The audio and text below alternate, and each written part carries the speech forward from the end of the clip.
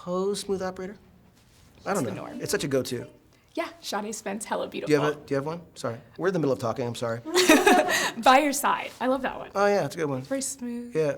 Well, she's the greatest. Yeah. Are we Now- done? Oh no. Yeah. We gotta start now. We gotta I start know. now. All I want to do is listen to Sade now. Well, JJ, this, Star Wars is such a cultural phenomenon over the years. What are you most proud of after all of your involvement? Well, I mean, to be involved at all, to be a custodian of this thing that George Lucas created, it's, I'm aware of the responsibility and especially in finishing up this 9-film series, but I'm also, I guess I'm most excited about people seeing, despite all the pressures of it, the work that the cast and crew have done to bring this epic, story, and yet still very emotional and intimate story to life. It's really an incredible thing that everyone's done. Yeah, and having, especially some of the, women and new characters that have come in. We have Naomi, we have Rose from the last film. It's so inspiring to so many fans. Why was it important to you to have more women, more people of color help close out the trilogy? I think it is an absolute responsibility for people to,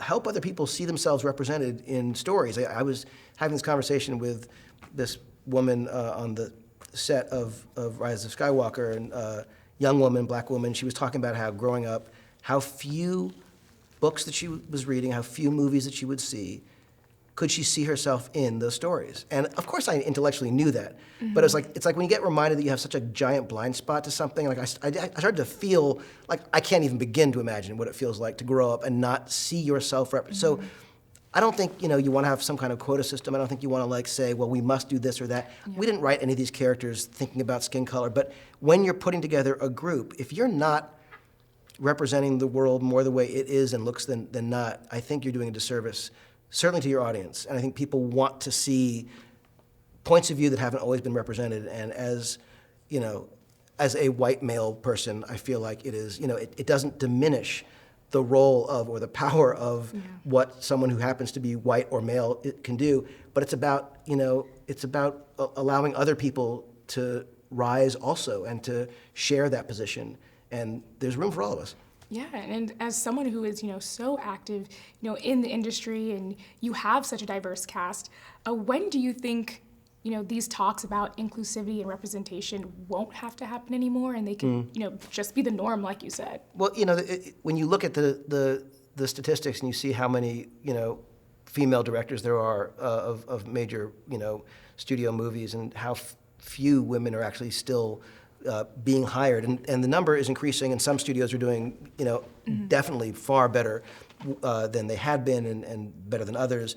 But I do think it is an inevitability, and especially, by the way, in this era of streaming, where so many filmmakers and storytellers are being given and going to be given opportunities, because it's not like they're just showrunners sitting around waiting to tell us. Like, people are going to have to be able to step up and given a shot. And I think what you're going to find is a new wave of voices, a new wave of storytellers that I believe will only, help not just streaming, but the feature world as well.